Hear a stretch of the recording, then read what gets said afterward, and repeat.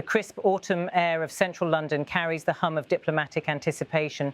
Along Whitehall, security lines the streets, camera flashes cut through the morning light, and the doors of Lancaster House open to receive some of Europe's most influential leaders. Inside, the stage is set for the 2025 Western Balkans Summit, a gathering that could redefine Britain's role in continental stability 5 years after Brexit reshaped its foreign policy course.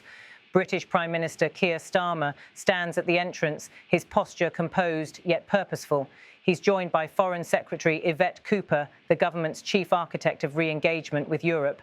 Together, they greet a procession of high-ranking officials, one handshake at a time, symbolising London's bid to reinsert itself into the European dialogue.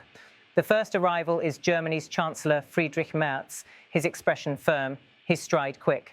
As Starmer extends his hand, the two exchange polite smiles, a brief but significant gesture between the UK and the EU's largest economy. For Germany, the Western Balkans represent both a security concern and a strategic frontier. For Britain, it's an opportunity to show leadership in European affairs once again. Moments later, Poland's Under-Secretary of State Henryka Moskica-Dendis arrives, greeted warmly by Cooper. Poland, long a voice of caution regarding Russian influence in the region, is expected to push for stronger NATO integration and anti-corruption commitments from Balkan states. Cooper nods attentively as the two exchange greetings, underscoring London's alignment with Warsaw's pragmatic approach. The arrival sequence continues swiftly. Kosovo's Prime Minister Albin Kurti steps forward, his handshake carrying extra political weight. For Kosovo, still seeking deeper international recognition, London's support remains vital. As cameras click, Kurti's brief smile captures both resolve and diplomatic tact, a reminder that the Western Balkans' delicate mosaic of alliances remains under constant pressure.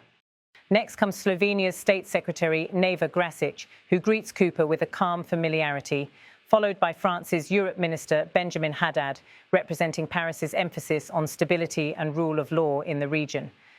Haddad's discussion with Cooper appears light but purposeful, likely touching on coordinated economic assistance packages. Then Italy's Foreign Minister Antonio Tajani steps into frame, exuding his trademark confidence. Italy, with its historical ties to the Balkans, has pushed for closer maritime and energy cooperation with Albania and Montenegro. His exchange with Cooper is brisk, but the smiles are genuine, an acknowledgement of overlapping interests across the Adriatic. Soon after, Greece's Foreign Minister Georgios Gerapatritis arrives and the tone briefly shifts. Greece's complex history with Macedonia and its maritime disputes often shape its perspective on regional diplomacy. Yet today, the emphasis is on partnership. Cooper's handshake with Gerapatritis signals continuity amid tension, a visual cue to viewers watching from Athens or Skopje that cooperation still has space to breathe. As the arrivals continue, Croatia's Prime Minister Andrej Plenković steps out of his vehicle, his arrival accompanied by a surge of press activity.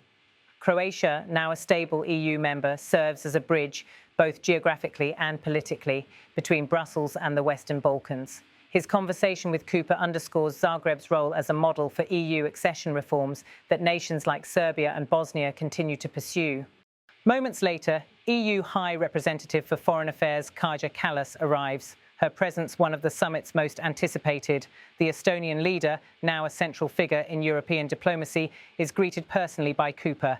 Cameras flash as they shake hands. Kallas's reputation as a principled voice on rule of law issues resonates strongly in London. Her agenda today: reaffirm the EU's commitment to enlargement while coordinating with Britain on security and energy matters. The next to arrive is Austria's Chancellor Christian Stocker, greeted by Prime Minister Starmer himself. Austria, though not a NATO member, maintains deep economic links with the Balkans and has advocated for accelerated EU integration for Serbia and Montenegro. The two leaders exchange brief words before posing for photographers, a symbolic image of London's revived outreach toward continental partners. Then North Macedonia's Prime Minister Ristijan Mickoski appears, his arrival marking a significant moment. Mickoski, newly elected and balancing EU aspirations with domestic nationalist pressures, represents one of the region's more delicate political equations. Starmer's warm welcome sends a message of reassurance that Britain remains invested in the Western Balkans' democratic path. Following him, Serbia's Prime Minister Đuro Mrkut steps onto the red carpet. His handshake with Starmer is firm but measured. Serbia's balancing act between the EU and Moscow often defines headlines, and this summit will test how far Belgrade is willing to lean toward Western alignment amid mounting pressure over Kosovo and sanctions. Soon after, Montenegro's Prime Minister Milojko Spajic arrives, bringing a tone of youthful optimism. At just 37, Spajic represents a new generation of Balkan leadership focused on digital innovation and economic transparency. His brief exchange with Starmer hints at shared goals for trade and tech investment across the region. The next motorcade brings Borjana Cristo, chairwoman of the Council of Ministers of Bosnia and Herzegovina. Her arrival is layered with complexity. Bosnia's tripartite political system remains fragile, and ethnic divisions continue to strain governance. Christo's conversation with Starmer seems cordial, but the undercurrent is serious. London remains watchful of nationalist rhetoric, destabilising the region's post-war balance. As Bulgaria's Prime Minister Rosen Jelyaskov arrives, the attention shifts to energy. Bulgaria, a key transit hub for gas pipelines, plays an outsized role in Europe's energy diversification plans. Jelyaskov's handshake with Starmer underlines a shared goal to wean the Balkans off Russian energy dependence. Then comes Albania's Prime Minister Edi Rama, known for his candid manner and colourful diplomacy. His handshake with Starmer draws applause from Albanian media present. Rama has long advocated for deeper Western engagement and has often described the Western Balkans as Europe's unfinished business. His presence and Starmer's reception symbolise a renewed push to close that gap. As the last of the leaders arrive, the atmosphere shifts from ceremony to substance. Dame Karen Pierce, the UK's special envoy to the Western Balkans, greets Starmer with a nod. Her years of diplomatic experience in Washington and the UN now channeled toward rebuilding Britain's Balkan footprint.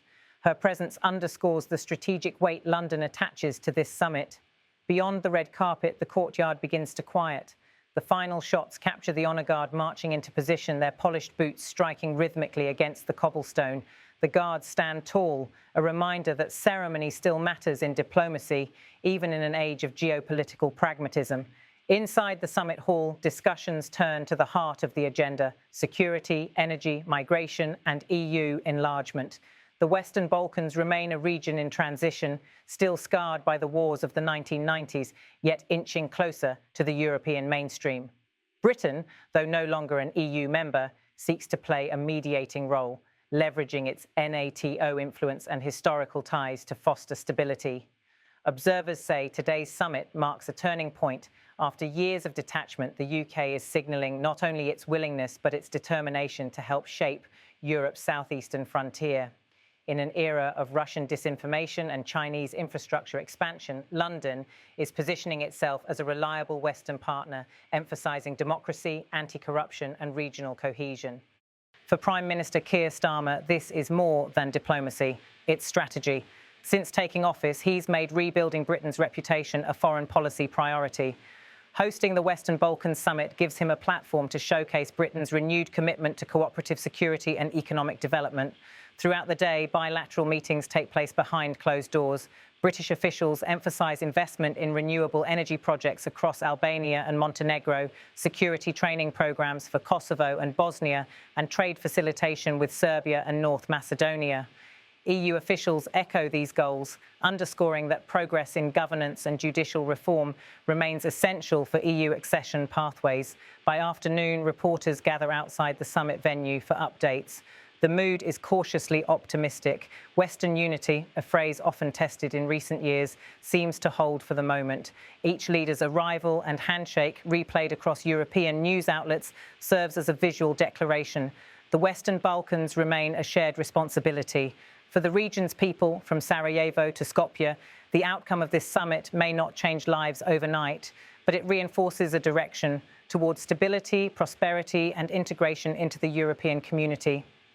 And as London's skyline darkens, with the Union Jack fluttering beside the blue flags of Europe, the symbolism becomes clear. Britain may have left the EU, but not Europe itself. The Western Balkans Summit is proof that diplomacy can transcend borders and that cooperation, even after separation, remains the continent's strongest currency.